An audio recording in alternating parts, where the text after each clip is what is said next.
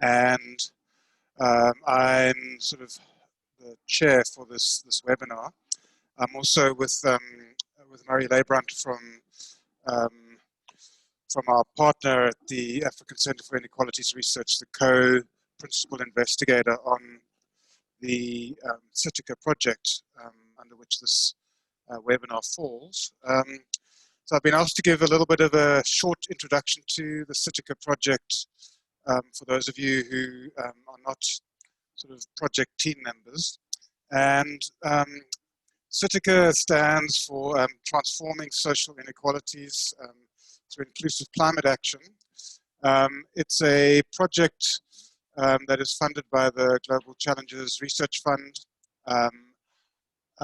from the UK, and it involves a number of different institutions. We have 3 African institutions involved: the University of Cape Town, the University of Ghana, and the University of Nairobi. And within those 2 African Research Universities Alliance Centers of Excellence, the one that is hosted by ACDI, which is on climate and development, and the other that is hosted by the Department of Economics and SALDRU at UCT, which is the Inequalities Research Center of Excellence. Now, Citica is a joint project between those that really aims to try and understand how we can use action on climate change, both in terms of on the energy and on the climate resilience and adaptation side of things, to really help deal with the quite pressing and pervasive issues around inequality and poverty in South Africa, in Ghana, and in Kenya, and to do comparative research on this issue across the 3 countries.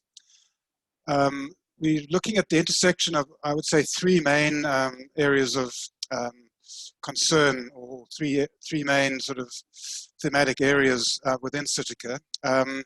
First of all, how the political economy in these 3 countries leads to certain decisions around poverty and inequality and climate action. Secondly, how climate itself and climate responses interact with poverty and inequality dynamics. And then thirdly, how particular choices that we make in responding to the climate challenge what those implications and opportunities are for really dealing with poverty and inequality. So we're really looking at how all of these different sort of processes interact, and using place-based research in these 3 countries to try and understand what the current sort of what the current dynamics are in these interactions, and what the opportunities would be to enable and drive poverty reduction and inequality reduction through climate action.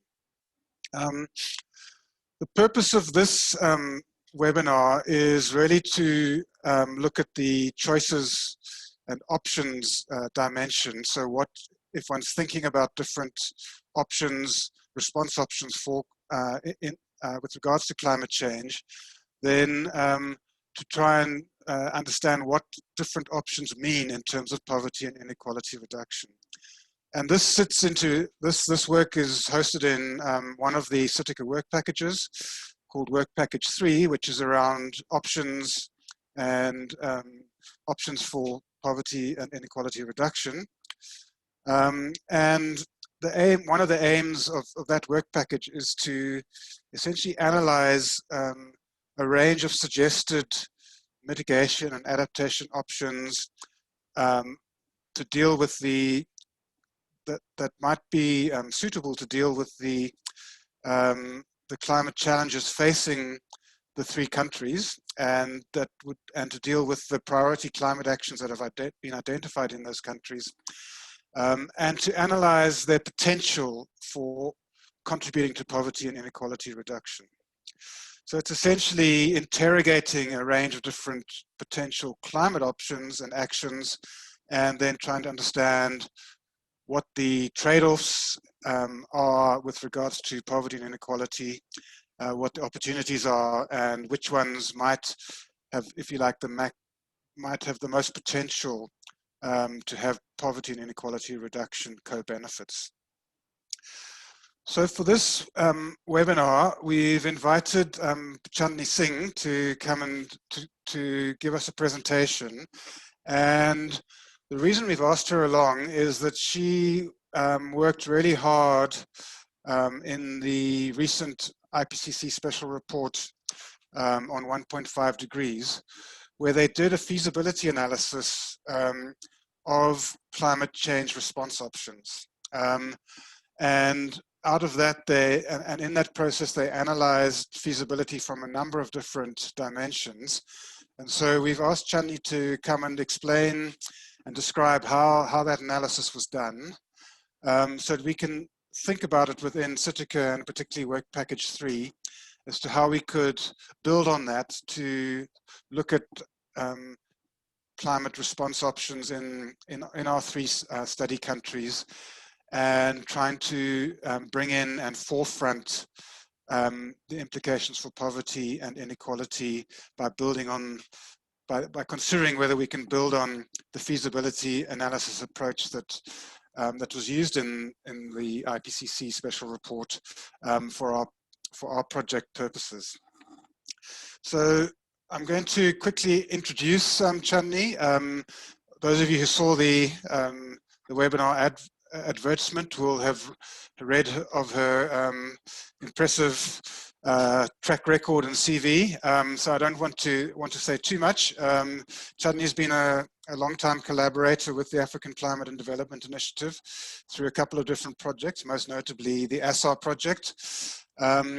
But we're not really drawing on her expertise here. She also, as I said, did a heck of a lot of work as a chapter scientist for the special report, the 1.5 degree special report, where she was doing all of the hard work in the background, analyzing the various climate options, and that's what she's going to talk about. And then now more recently, she's playing quite a big role in the 6th assessment report of the IPCC, where she's involved in similar analysis, but also as a lead author for the Asia chapter of the 6th Assessment Working Group 2 report. So I think I'm going to stop there and hand over to Claire and Chandni to proceed with the presentation. So welcome, Chandni, and thank you very much for making yourself available and volunteering, allowing yourself to be volunteered for this webinar. Thanks, Mark. Thanks so much. So Claire, do you want me to start? Is that all right?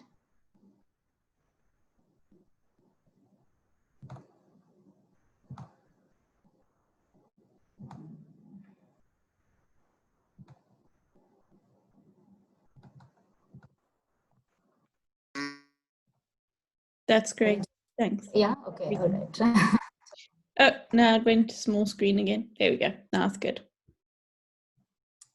All right, thanks so much, Mark, for that introduction and also this overview of the Citica project. So today I'll be talking about assessing the feasibility of climate change adaptation specifically. So I'll focus on adaptation, although if people are interested in the discussion, I can also briefly touch upon the mitigation feasibility assessment that was done as part of the 1.5 special report. So diving right in, I think this is even apart from the IPCC, I just wanted to say that there's this, what many people have called the big literature challenge in climate change adaptation, just that there's just such a huge literature, and assessing it or even making sense of it, both at a global level, but also for specific countries, for specific decision makers, can become quite challenging and quite overwhelming. If you just look at the numbers on the slide, I mean, climate change literature is growing at 16% annually, which is 4 times what other normal research, non-climate change research is growing at. So there's a lot of new work being done in climate change. And within that, in adaptation specifically, I mean, between 2011 and 2014, the literature has grown by 150%. So these numbers are just to give you a sense of the rate and the quantum of adaptation research really going on. Now, what tends to happen if you do, I mean, I'm sure all of you work in adaptation, most of the work that's done is case study based. They're highly localized examples of either adaptation action or barriers to adaptation. And these are often very place-based, as it should be, because adaptation, of course, is really shaped by local risks, local actors, different priorities that governments have. But what that tends to do is that it's extremely difficult for a decision maker to understand what to make of all these hyper-local studies. So what are the policy takeaways? That's one of the big questions as adaptation researchers we're often asked about. And related to that, I guess the question is that does a policymaker, for example, in Cape Town, only focus on research in Cape Town, or look at research in South Africa, or look at research even in other contexts that might be similar? So there's a lot of questions around what policy takeaways from this very localized research. And the second question for researchers more specifically is that what are the key knowledge gaps, and where should new PhD students, where should researchers really focus on when they're doing adaptation research? And there tends to be this sense of a lot of people doing similar kinds of things. And while that incrementally does improve the evidence on adaptation, there's often a lot of duplication instead of really furthering adaptation research or adaptation science. So I think what I mean to say by all this is that there are these key challenges in adaptation research that also confront IPCC authors, and that's what really led to the feasibility assessment, which I'll speak about. Of course, all of it is not bad. I mean, there's this huge literature, but there are various ways to synthesize the literature to produce policy takeaways and identify knowledge gaps. So some of these examples of methodologies that people have used earlier are rapid evidence assessments. There's systematic literature reviews people do with a very key targeted keyword searches that people use to mine the literature. Then there are meta-analysis, which are commonly used in medical research and now have been brought into climate change research. And then there are a couple of expert elicitation methods where people go to experts and try to sort of crowdsource from them what are the key knowledge gaps in adaptation research. So this is where we were, I would say, a couple of years ago. And then in this context, the Paris Agreement happened, and there was this increasing focus on climate change adaptation, increasing policy focus, I should say, because the research, as you know, it's been growing exponentially. So additionally, there was this policy focus on adaptation, which then led to a call for the special report on 1.5 degrees. And this report, it was quite novel, I think, for the IPCC, because first of all, the IPCC is broken down into these working groups, so working group 2 and 3, 2 focusing on risks and adaptation, and 3 focusing on mitigation. But this report had to bring mitigation and adaptation together, which I think is quite an innovation also, because in the real world, decision makers or people at risk are facing these questions of mitigation and adaptation simultaneously. It doesn't, I mean, we don't work in silos in the real world. So this report brought mitigation and adaptation together. It was also a global assessment, and I want you to remember that throughout the presentation, because that becomes quite important when we look at the feasibility of different climate responses. And it was also, it covered all sectors, it covered all regions. So typically in the IPCC assessment reports, you have regional and sectoral chapters, which are very broken down by particular focuses on sectors. So you've got agriculture and water and terrestrial systems and things like that. But this assessment looked at all sectors and all regions of the world. And then there was a strong focus on solutions, which really culminated in chapter 4, which is where I was the chapter scientist, the chapter was titled Strengthening and Implementing the Global Response. And so there was I think an ask from the governments to the IPCC that tell us what are the risks and impacts at 1.5 degrees and 2 degrees, And that's what chapter 3 talks about. But then also tell us, how do we really implement 1.5 degrees? How do we get to a world where we curb our emissions to 1.5 degrees and also make sure that we are adapting to a 1.5 degree situation? So that was a strong focus of the chapter. And this is what led to the demand for doing a feasibility assessment, which I'll speak about. Now, while all of this is good, so you've got mitigation and adaptation coming together, there were also a lot of issues in this ask. So first of all, there are no comparable assessment frameworks really to bring mitigation and adaptation together. Typically, these two groups of climate researchers, I think, work in very different environments. They use very different methodologies for talking about what is an effective response, what is a feasible response. So it was really tough work for the authors, I guess, to come together to really have a framework that works both for mitigation and adaptation. And of course, I think in this project that Mark just introduced, this whole idea of synergies and trade-offs came across as quite key. And even in the 1.5 report, this was a long discussion about when you undertake certain mitigation measures, they will have certain synergies for adaptation, but also certain trade-offs. And how do you assess that? And how do you assess synergies and trade-offs that may change over time? And again, the literature is quite sparse on this. There are some sectors like agriculture, perhaps, that do have quite a lot of work on synergies and trade-offs, but not so much in other sectors. So this was another tricky thing of this report. And of course, the timeline was really short. So just getting all of this done in less than 2 years was really tricky. So now I'll talk about this chapter in specific, chapter 4, where I'll really get into the methodology of assessing adaptation options. So the first thing is, when you say that you want to implement, as you saw in the chapter 4 title, strengthening and implementing the global response, and in brackets you can say for 1.5 degrees, what that means is that you want a menu of adaptation or mitigation options that really help you think about, like for a decision maker, what do you really implement? And so that's why we needed to have a menu of responses that are actually possible to implement.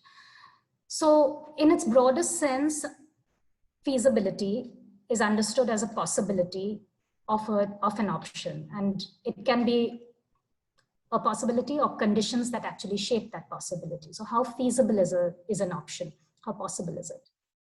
Now in mitigation, if you look at how feasibility is addressed, I think there are clearer indications of what feasibility means. There are some metrics that mitigation researchers use, for example, the possibility of meeting a long-term climate change goal or target. So reaching 1.5 degrees by 2030, net zero emissions by 2050. So these are very quantified and also clear targets that mitigation is moving towards. But in adaptation, we don't really have such a quantified or clear goal in mind. Of course, we have an implicit understanding of what effective adaptation is, such as it should reduce the vulnerability of people. It should reduce exposure to certain risks or hazards. But assessing which options are going to be feasible for that is slightly more complex. And feasibility or the possibility of adaptation is so determined by where you're adapting and what you're adapting to. So that's the first thing I wanted to highlight, that given the large and highly localized nature of adaptation evidence, it's pretty difficult to really capture feasibility of adaptation measures or options. The second thing is, of course, there are contradictory metrics. So some papers, if you read, they talk about effectiveness. Some papers talk about adaptation outcomes. So have you adapted or not? Have you increased adaptive capacity or not? And then there are some papers that talk of adaptation possibilities. So is it possible to adapt? How ready are you?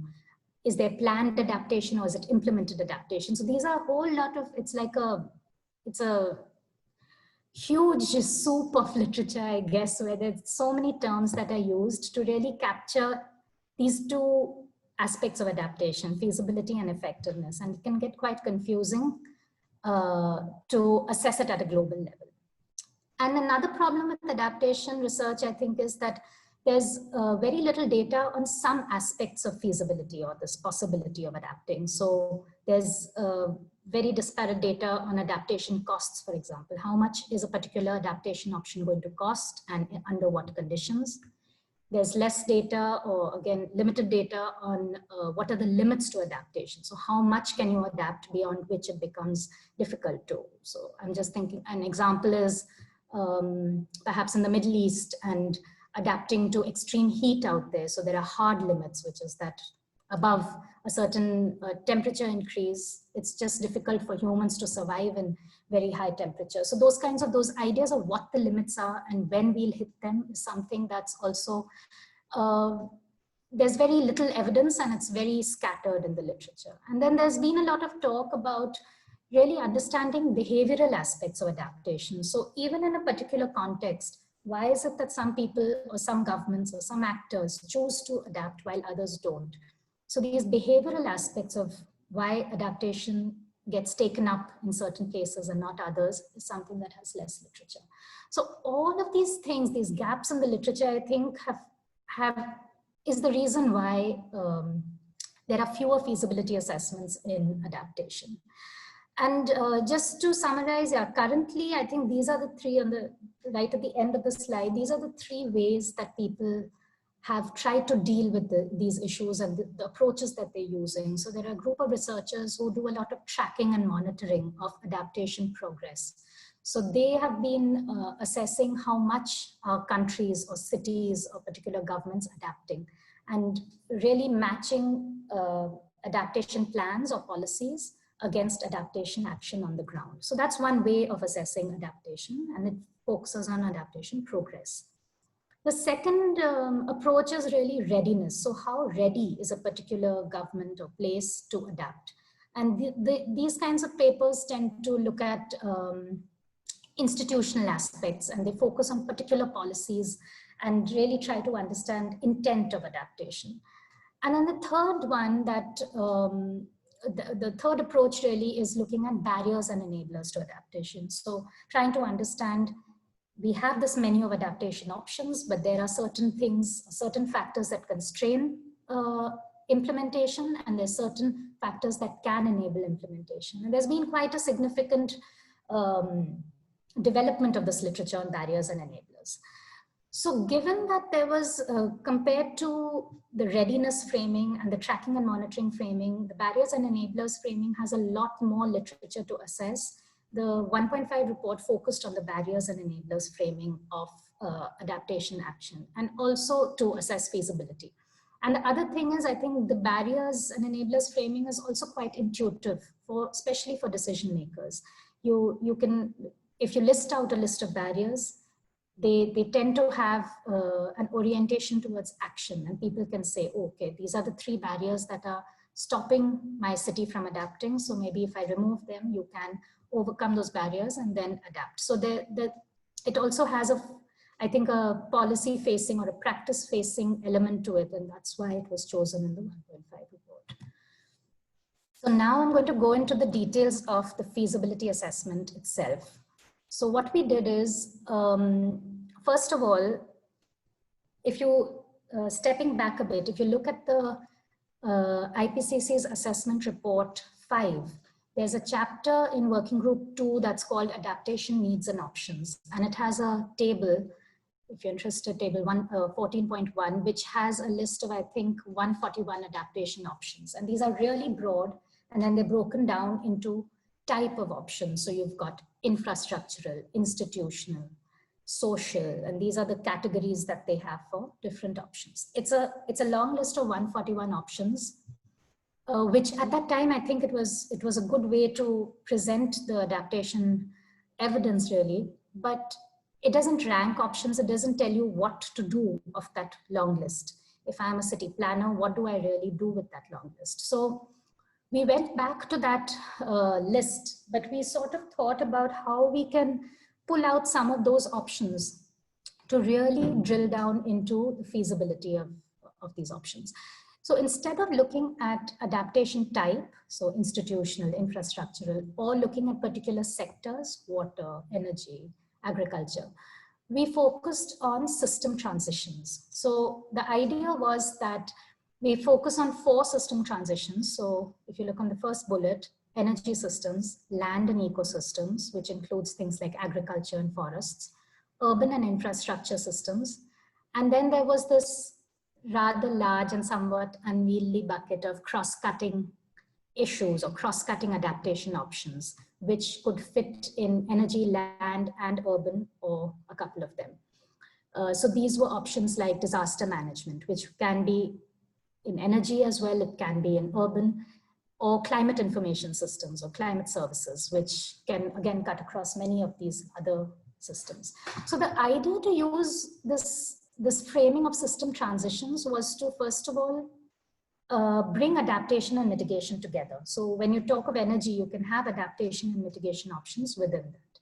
And the second thing was to focus on longer term systemic change, where you're not focusing on a particular sector, but you're actually looking at how systems are shifting. And I guess if one was to break it down, the hierarchy would be system transitions, followed by sectors, followed by adaptation and mitigation options. So that's how we built out the framework. Now, within these 4 big system transitions, there were 23 adaptation options we chose for the 1.5 report.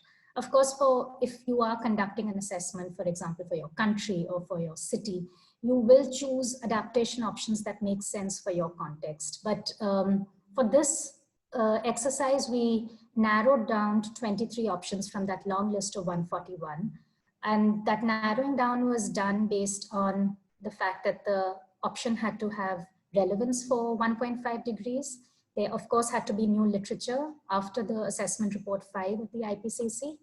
And also the options should cover the range of system transitions that we wanted to touch upon. So moving from the system transitions to the adaptation options, we then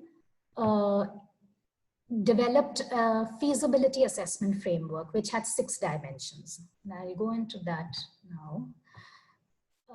So these were the 6 dimensions of feasibilities for the assessment. So you've got technological feasibility, economic feasibility, socio-cultural, institutional, geophysical, and environmental. And the idea was really to say that along these 6 dimensions, if you score adaptation options on these 6 dimensions, can you come up with an assessment that says how much is a particular feasibility dimension really blocking or hindering adaptation implementation? And that would give you a sense of how feasible or not feasible a particular option is. And I think the idea was so if you typically look at some of the feasibility assessments that do exist in adaptation, they tend to focus a lot on economic feasibility. So how much is it going to cost? And is there really a monetary benefit to beneficiaries? So you've got economic feasibility covered. But what about socio-cultural feasibility? Things like, are people in that region actually accepting it?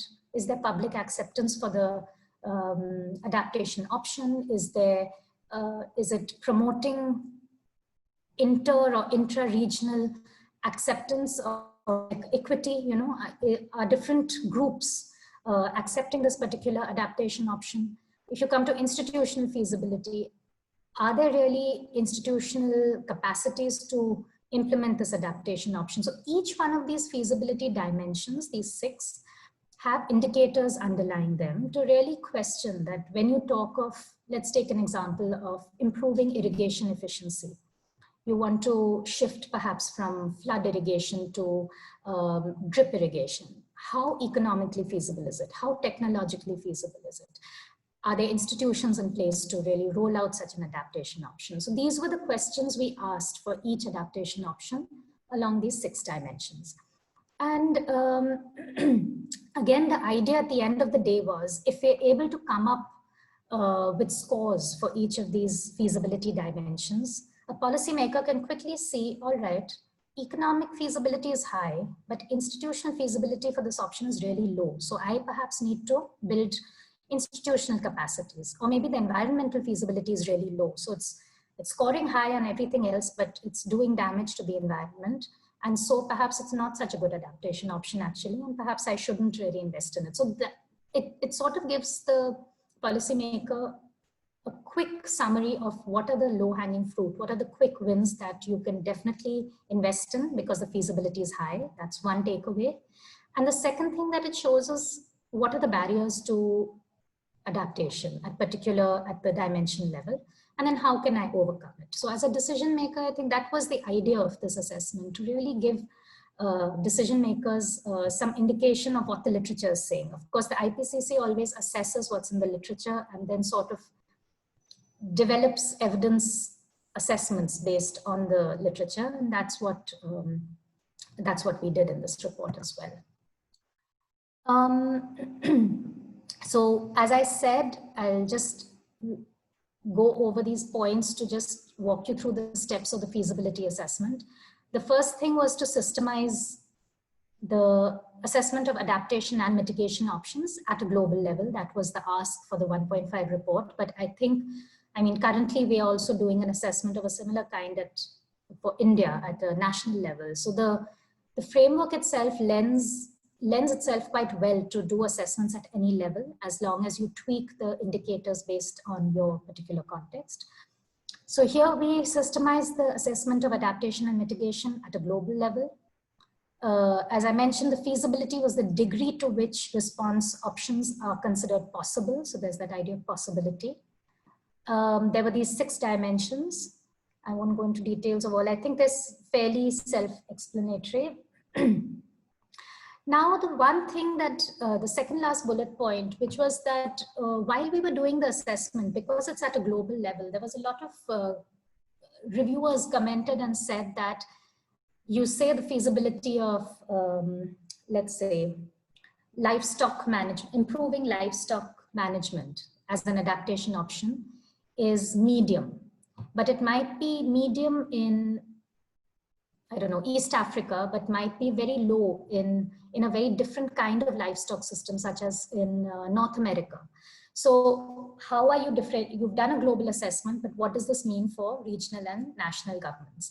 And so what we did is with the assessment, we added this one section on context, which really says that the feasibility is not operating in a vacuum. It's not that it's divorced from the real world. The feasibility is really context dependent. So depending on what kind of livestock system you're looking at, what kinds of animals are being bred, what fodder management practices you might have, or what kinds of people are involved in that sector, the feasibility is going to change. Your social feasibility, institutional feasibility, all of this is going to change. So that idea of context dependence was really critical to the assessment, and it's added in the assessment, but I think it can be further worked upon as one moves from a global to a regional to national level. This is something that researchers can really take up. And of course, as I mentioned earlier also, all of the assessment was really grounded in the peer-reviewed literature, because the IPCC is bound by that, and all literature that we cite and all the evidence that we use has to be peer-reviewed. So journal articles and reviewed book chapters. So now this was the long list, the 23 options that we finally decided on for the 1.5 report. As you can see on the left, there are the system transitions. Then you've got particular adaptation options. Of course, there's no list of adaptation options that can ever be complete, I feel. But we ended up clubbing a couple of adaptation interventions or actions, I can say, into an option. So if we take, for example, conservation agriculture, within it we had a couple of things such as no-till agriculture, or climate smart agriculture, all of that came within that. Efficient irrigation, it looked at technologies like drip and sprinkler irrigation, but also broader policy changes like watershed development, watershed management, that kind of thing. So, and that, I guess, is the nature of an assessment. So we got hung up for a long time trying to decide on the long list of adaptation options. it is a difficult task, but I think for each, if a person chooses to do this process of deciding on the options and actually having a clear rationale behind why you choose particular options is really critical. So these were the 23 options we chose. You can see, of course, there's a large number in the overarching adaptation options. And these were things like, you can see human migration out there, or risk spreading and sharing, which includes things like climate insurance. These, of course, cut across urban, land, energy, and industrial. So that's why they received like one bucket of their own. And then just to, I mean, on the other side, in the last column, you've got the number of references that were used to underpin the feasibility assessment. And here, of course, you might be wondering, for example, conservation agriculture, why are there only 25 references when there's a huge literature? But we were really focusing on papers that were looking at 1.5 degrees particularly, or at least were relevant for a 1.5 degree world. And that's why the literature pool was much smaller than if you were just doing a feasibility assessment in general. Now coming to, so that's the list of options. I've explained the whole assessment framework to you. As I mentioned, there were those 6 dimensions of feasibility, and then there were indicators under them. So this table really just shows you what those indicators were and how did we really conduct the assessment. I know the text is pretty small, but I'll just go over a few of them so that you get a flavor of what really went into the assessment. So on the left, you have again those 6 dimensions of feasibility. Each dimension had a couple of indicators, and the way we decided these indicators again was through, first of all, looking through the general literature on adaptation and trying to see that what do you really mean when you say economic feasibility or institutional feasibility. And these were the categories or the indicators we came up with. So for example, institutional feasibility had political acceptability. So is the option politically feasible? Legal feasibility. So are there any challenges to implementing legal changes for an option? Or are there any legal and regulatory barriers? Then institutional capacity. So are current institutions really able to implement that particular adaptation option? And then transparency and accountability. So does the option lead to any transparency challenges, or is it difficult to account for the change that an option has? So similarly, like for each dimension, we had these indicators. There was a lot of back and forth on the indicators, and I think there's some that work relatively well. Some of them are admittedly not so great. For example, in social, if I was to do this assessment again, I would have a specific indicator for gender equity. I would something around the differential benefits of an adaptation option for different genders. So there are some gaps, of course, but at that stage, this was the list that we came up with. So dimensions, indicators, and then there were these underlying questions for each indicator. Now, what we did is, so first of all, I want to mention that the assessment was not a systematic review of literature. It was a rapid review, first of all, given the timelines, and also it was driven a lot by the experts who were part of the assessment process. So for each adaptation option and each indicator, a search was done using Web of Knowledge, so these literature databases. A search was done, a list of papers was pulled out, and then we'd read the paper and say, all right, based on that paper, we'd answer these questions. There are 19 indicators. So these 19 questions, to each paper, we'd sort of query the paper and say, all right, what's the microeconomic viability? What's the macroeconomic viability? And then against each indicator, a score would be given. And there were 3 types of scores: high, medium, low, or A, B, and C. The first score would say that the literature says that this particular indicator can be a high barrier to the feasibility. So it's blocking the feasibility of an option. The middle one said that it doesn't block to such an extent. And the third one, of course, it doesn't pose any barrier. So there were these 3 shades of, you can say, the blocking ability of a particular indicator. And then we also had these categories of either low or no evidence. If there are no papers, no evidence. If they're just, I think we had a cutoff of 2 papers, anything less than 2 papers was low evidence. And then if an indicator just doesn't make sense for a particular option, it was not applicable. So that's the scoring schema really of the assessment. So just to give you an example, this is an example of climate information services. So things like weather advisories or climate advisories, those kinds of adaptation strategies, and looking at the institutional feasibility of climate services. So these were the 4, if you see on the left, the 4 indicators under the institution dimension, the guiding question as I showed you in the earlier slide. And then we gave these scores of high, medium, low. And then here I've added this whole section of like our thinking behind giving the score. And of course, there are the supporting references for each of the scores. And that's one of the, I guess that's one of the things that IPCC really prides itself on, having a clear line of sight when you move from the literature to the assessment. And that was something, of course, that we followed here. And I think what's good about that, even beyond the IPCC, if this assessment framework was to go on, it sort of helps you really pinpoint, this is what the evidence is saying on a particular indicator. And that's quite critical, I think, for evidence-based policy making. Where are these ideas around adaptation barriers and enablers really coming from? Is it really grounded in actual evidence, or is it just common knowledge that we tend to continue thinking about even though research shows something else? So this is the way it really was laid out for each option and each indicator. So yeah, 23 options and 19 indicators. So you can imagine that that was the extent of the assessment that was done.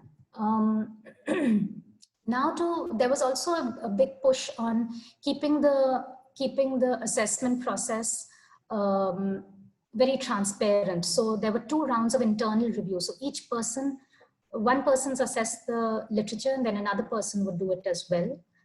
After that assessment was done, 3 other experts in the author team would then validate that particular assessment. So the high, medium, low scores. And because it was done at a global level and we had authors from different regions, often it was, suppose I've done an assessment and I know the literature from India really well. So I have an assessment of high, medium, low, and then a Brazilian author comes and says, no, in Brazil it's very different and you need to tweak the scores. So there was, and these are the papers that say that this shouldn't be the score. So there was a lot of back and forth and 3 rounds of internal review to make sure that the assessment is really robust and the line of sight. So the references help to make sure that it's extremely transparent. So this is really the assessment table. I mean, I know it's really short, small, but I just wanted to show you what finally the assessment looked like. So on the left side, we have all the feasibility dimensions and indicators. On top, we have all the different options arranged by system transition. And then you have these high, medium, lows. And it's a quick snapshot of anything that's white or gray on low evidence, and anything that's white is low or no evidence. And that is immediately showing you the literature gaps that are there. So, I mean, these are questions that are still not answered in adaptation research and people can pick them up. So I think it gives you a nice snapshot of where the literature is at. I'm mindful about time. I'm not sure. Okay. I won't go into this one into too much detail, but just to say, I guess that the way so you had all these 19 indicators, the way we brought them together was just an average of the indicators. So each indicator weighed equally, and that can be critiqued a bit. Maybe in future assessments, one can do some kind of weighting, a different weighting for the indicators, but that's, I guess, another exercise. So this was the final table that went into the special report on 1.5 degrees, which really through a color coding system shows you what are the indicators that block the feasibility of adaptation, which is the lightest shade of orange, and the dark browns say that the feasibility is really high. So it sort of shows you these are the low-hanging fruit. You can definitely invest in these, and these are already feasible. So now I'm just giving you a few ideas of, so this is how we did it in the 1.5 report, but in subsequent papers and work, we've tried to think about other ways of communicating some of these findings on feasibility.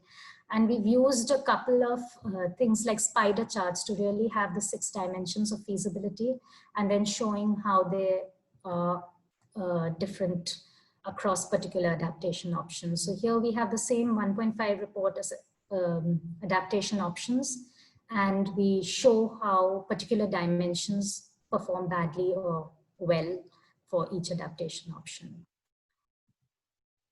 Now I'd like to move a bit towards this idea of synergies and trade-offs with mitigation and sustainable development goals. So after we did the feasibility assessment, there was also the other task for the 1.5 report was to do a synergies and trade-offs assessment.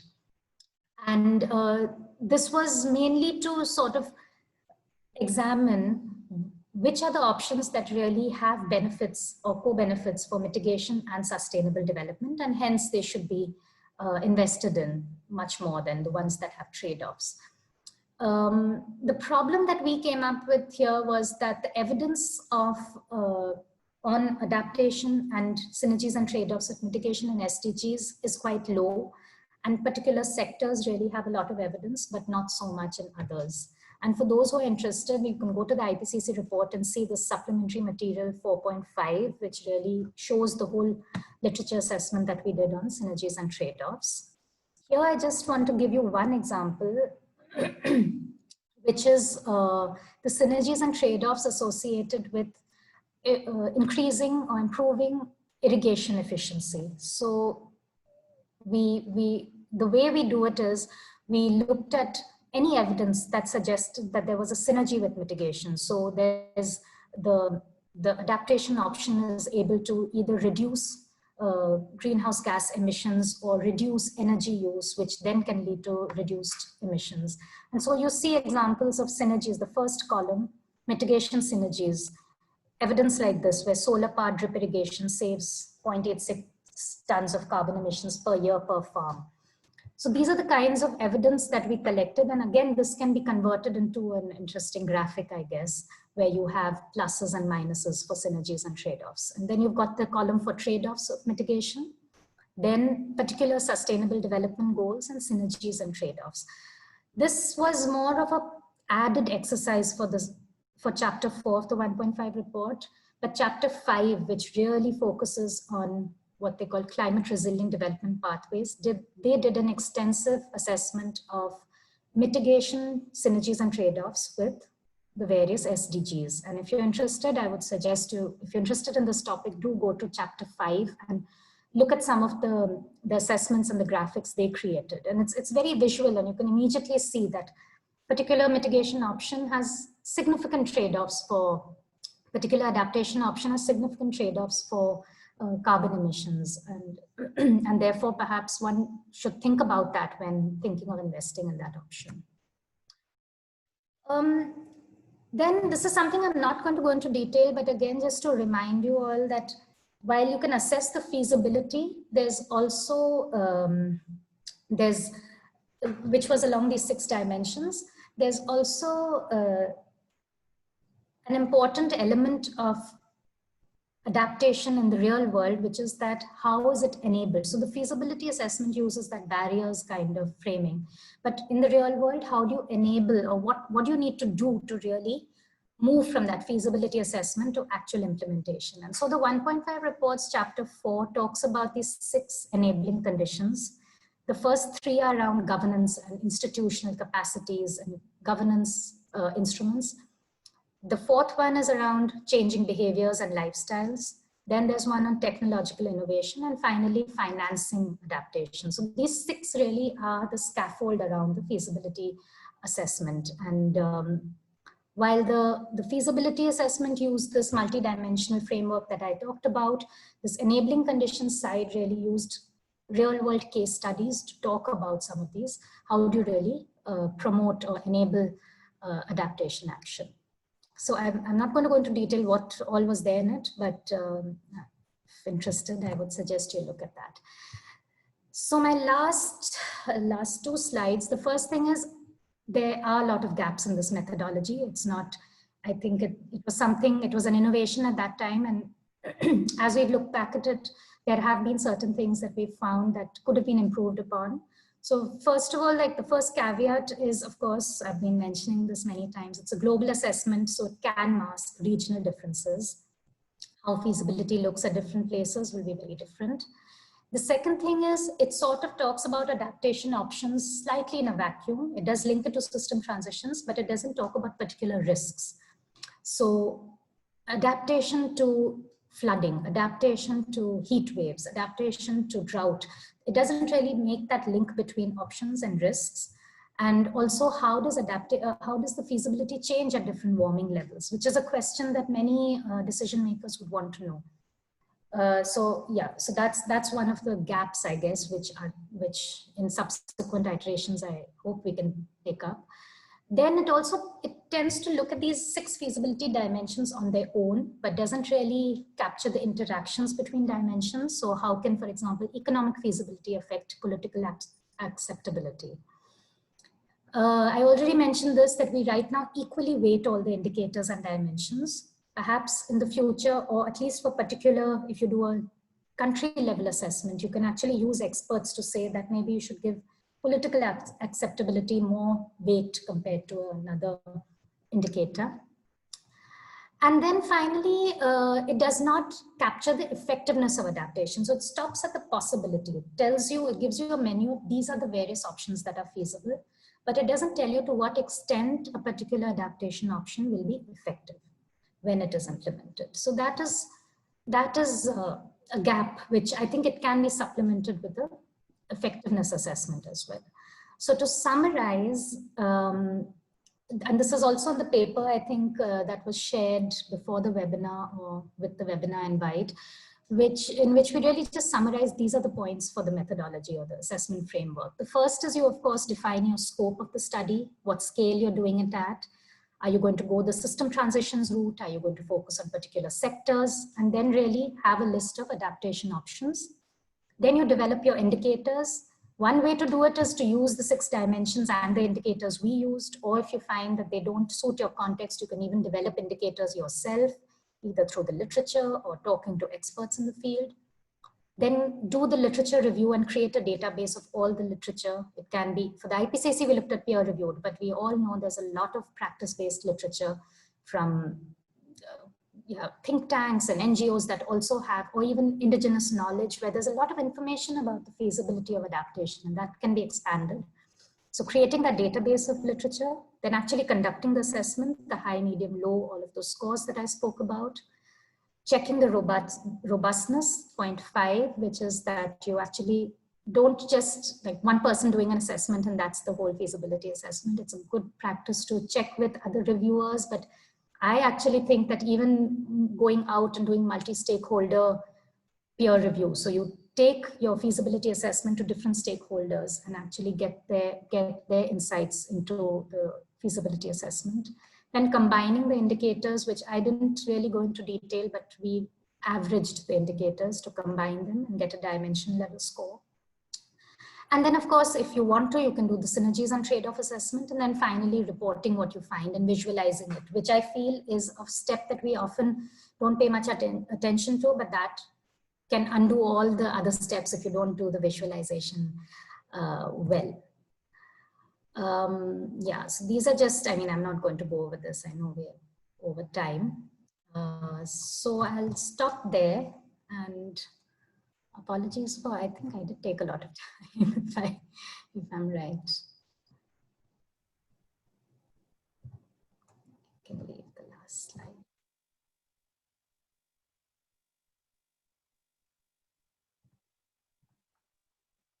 Hello. Thanks so much, Chandni. That was a really interesting talk. I don't know where Mark's gone. I thought that Mark was gonna. Can you hear me now? Oh, there he is. There he is. Oh, sorry, my microphone had half pulled out, so that's why I was busy talking to myself. Yeah, thanks, Chandni. So, folks, we've got an opportunity for questions and answers, and we'll carry on for a little bit if anybody has specific questions. The way to do that is to click on the participants tab at the bottom of your screen. That should bring up a list of participants, and then if you find yourself, you should then be able to raise your hand, as far as I understand. Is that right, Claire? Yes, you click more next to your own name and then raise hand. And when you do that, I'll unmute you and you can just ask your question to Chandni.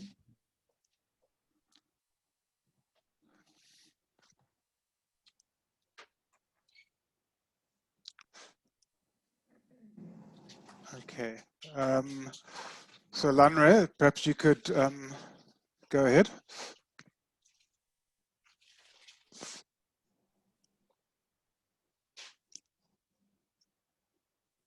Claire, are you able to unmute? I've unmuted him or her, I don't know, ask to unmute. They just need to unmute themselves. There we go. Okay. Can you hear me? Yep. Okay. I just want to find out if it's possible for us to get the PowerPoint slides for this presentation. Yeah, I'll figure that out with the UCT team and they can send it across. And I would also suggest the whole methodology is published in an open access paper, which also I'm happy to share. So there may be some things that I wasn't able to cover because of time. So I'd also look at that, but of course the presentation can be shared. Is okay. I joined earlier, but later I got up to do something, so I couldn't follow it. And I met you halfway when you were doing the presentation. Oh, sure. So I will love to read through and get in touch with you if I have any questions to ask. Sure. Just also to say that we are recording the webinar, so we can make the recording of the presentation available, so you'll be able to watch it to actually understand. Yeah, I mean, I think getting the dialogue along with the presentation would be quite useful as well. Yeah. That would be fantastic. Thank you. God bless you. So a question from Alia. Hi, thanks so much. Can you hear me? Yep. Great, thanks. Sometimes my my mic does the unplugging thing as well. Thank you so much for the presentation. It's really fantastic to see such, I think, tangible and practical assessment tools to bring into the space of decision making. In terms of the indicators as well, and I know you definitely said it's context based. I'm from Johannesburg, South Africa, and particularly when we look at decision making for adaptation aspects, a huge consideration is development considerations when those decisions are made. So I wanted to know, obviously I haven't gone through every single indicator. I'm trying to, looking at the screenshots I've taken. But, is there some way that you might place the position of development aspects as well in the feasibility and assessment? I'm not sure if it falls under co-benefits, for example, or, something infrastructural, but I was hoping you could maybe comment on that if possible. Thank you. Yeah, thanks so much. I think that's a great question. So we do have a column, we do have a indicator called social co-benefits, and under it, if you look at the question, it actually looks at, does the adaptation option have health, education, and similar co-benefits? So are typically development indicators really. And then there's, in the economic feasibility, there are indicators for poverty reduction and improving income.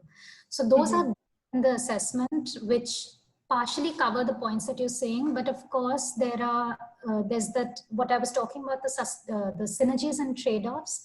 I think that's a nice additional step to the feasibility assessment, which really tells you on which SDGs the particular adaptation option is doing well or badly, or it has co-benefits or trade-offs, so that can be an additional step if you're very interested in looking at these adaptation development, whatever linkages or dynamics. I think that would be a good additional step to keep in mind and not drop it off when you do the assessment. But I'd also mention that do look at chapter 5 of the 1.5 report that really does a very systematic assessment of, but in that case, education and all the SDGs really. So that's, yeah, I hope to some extent I've answered what you were asking about. Absolutely. Thanks so much.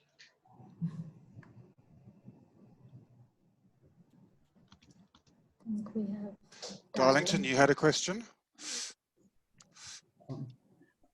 Okay. Okay, thank you very much for the presentation. For me, I just wanted to find out how, given you spoke about the big literature which you had to deal with in compiling, how did you kind of avoid bias maybe towards, I'm just thinking that much of the literature would have come from perhaps, yeah, you know, your northern hemisphere, you know, versus the global south. I'm just thinking, how would you could like strike a balance on that? Yeah, that's a great question, I think. So one of the things, so first I'll talk about the IPCC method and then my own feelings about this. So the IPCC has these different regions. That's how the reports are broken up. And we are explicitly asked, because it was a global assessment, we actually used each region, and the regions in this case for working group 2 are roughly the continents. So you've got Africa, Asia, South America, North America, that's how it is. And we use those keywords when we were searching for the literature. So if I'm looking at conservation agriculture, I would definitely put conservation agriculture and Asia and Africa. So to make sure that I'm at least covering the literature. Now that happened, but as you're saying, often perhaps the papers don't use those terms and there are gaps. But that is where the author team really came into play. So we had authors from different regions and they would sort of add to the literature searches and say, you know, Brazil, you have these papers, or in India, you have these papers, and that's how that was done. But I am thinking, so that's the IPCC way of doing it. But if you are doing it for your country or your particular, I don't know, district or something like that, that's something that you can explicitly think of, that what are the search words you're going to use so that you get the information that you want. And also branching out further than just journal articles. A lot of, in developing countries in the global south, there's a lot of literature that's not actually in journal articles. So you can even expand to gray literature. You can have working papers, you know, policy briefs, things like that. But of course, the quality of those, that evidence should be strong. I mean, you should assess, because if the evidence isn't strong, then your assessment totally falls apart. So just to be mindful of that, but that's one thing. And the last point I want to mention, there are places where there's a lot of tacit knowledge, so knowledge that people have, but they're not written down. It can be indigenous knowledge, but also practical knowledge that government officers may have, implementation agencies. So another step of the feasibility assessment can be actually saying from the literature, this is what I found, this is the feasibility assessment, but then actually doing some stakeholder engagement events, crowdsourcing that information through these events, and then adding on to your feasibility assessment. I think you can really experiment with how you collect that information, and it shouldn't be only peer-reviewed literature, in my opinion. So that's only my personal opinion. Yeah. Thank you. Thank you very much. Okay, thanks. So I just wanted, so George, you have a question, please go ahead. And then after that, we'll take Murray. You'll have to unmute, George. Yes, I've just unmuted, and thanks very much for a wonderful presentation. I was just going to ask Chandi if what in her assessment she sees as the biggest challenge in terms of domesticating global level assessments to local level, or shall I say national level. What do you think is the biggest challenge if you are to domesticate, say, your methodology to a local level? Yeah. Yeah, I don't know if you get my question. Yeah. Is there anything else to add? Or you're... Yeah, that's what I wanted to ask. Okay, yeah. So I think, so this assessment, I mean, I'm currently now doing an assessment for India, so I'm completely in the thick of this, exactly what you're asking about. And I think as a framework of how to assess feasibility, it works very well, this shifting from the global to the national. The problem that we face is in the literature. So there's, for many options, we just don't have the literature. So economic feasibility of conservation agriculture, very little literature in particular geographies. So perhaps in India there's some amount, but when you start moving down to, and even if you go further, like subnational level, the literature is a problem. The second thing is coming up with that list of adaptation options as well. So you have to, depending on your geography, depending on the climate risks, or even depending on the particular sectors that are important for your country, is it energy, is it water, is it agriculture, you will have to take decisions around which adaptation options to select. And that might be it is quite challenging. So at that stage, it would be good to, again, have, what we did is we had a couple of workshops with experts in India to sort of get a list of adaptation options. And these were typically scientists, but also government officers in particular departments, so like water, agriculture. We spoke to them, understood what the adaptation options the country is focusing on. We also did a view of the policies at a country level. So, you know, each country has their NDCs, their nationally determined contributions, and that they list out what are the adaptation mitigation options. So these are places you can look for to get these option lists, and then really develop that list and spend time on developing those lists and then conducting the assessment. So that is what I would say is the biggest step and can be a barrier. But apart from that, of course, time is always an issue in these kinds of large assessments. So having a good team is also important. Thank you. Well, thanks. Murray, did you want to ask a question? Yes, thank you. And also just I wanted to say I'm from the poverty and inequality side of Tsatika, and I wanted to thank you very much for the talk and the amazing framework, just the organizing principle and just putting this all together would be incredibly useful. Yeah, so it's been very, very helpful to us. So thank you for that.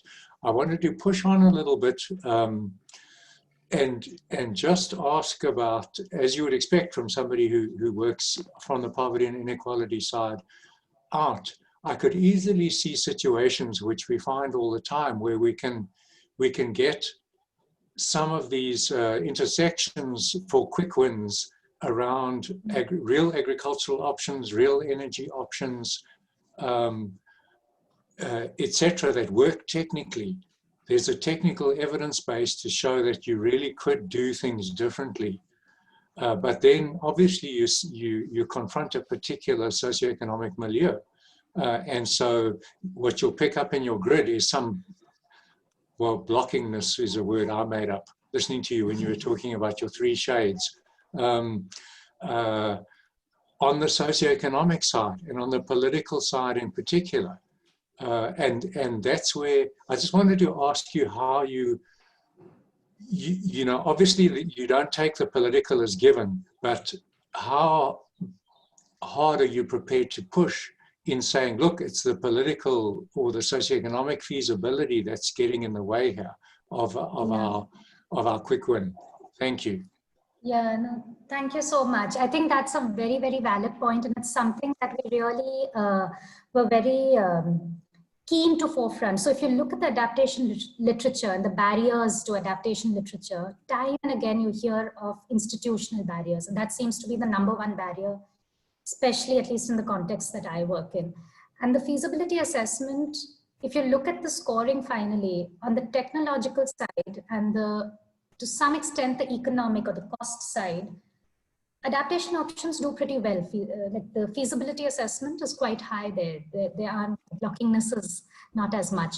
But then when you come to the institutional, the political, the socio-economic, there are different levels of the feasibility being blocked. So I think in that sense, that's the first step. The snapshot shows you that a lot of the feasibility on those indicators, on the institutional, social, and the political side of things, that's where most of the barriers are.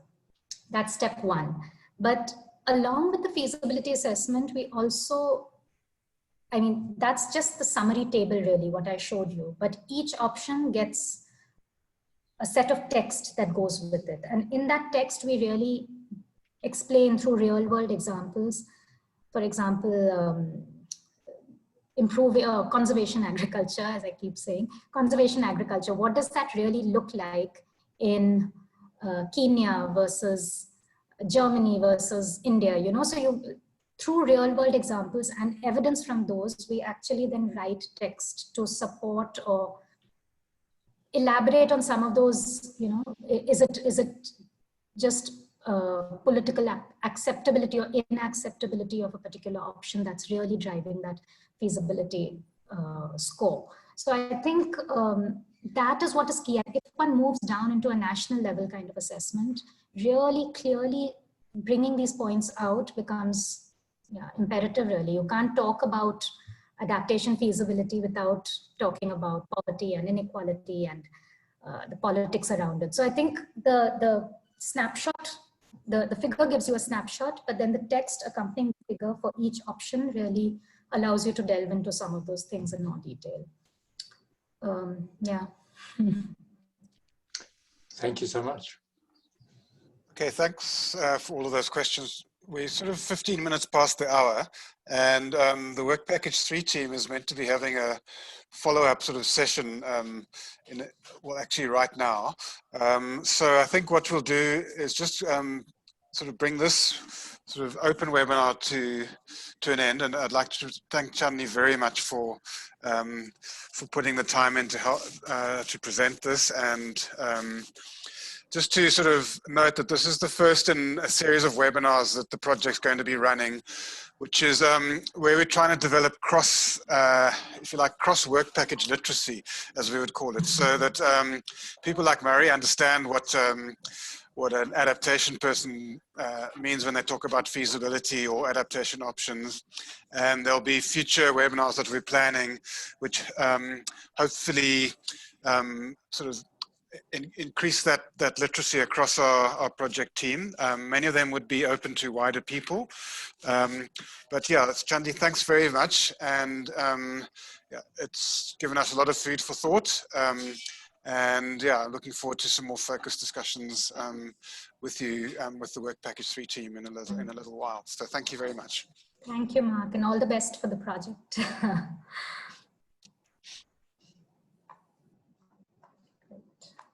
Great. Thanks, everyone. Thanks for joining. I'm going to end this webinar now, and then we'll see everyone else who's attending the next meeting there. Thanks for joining. Bye.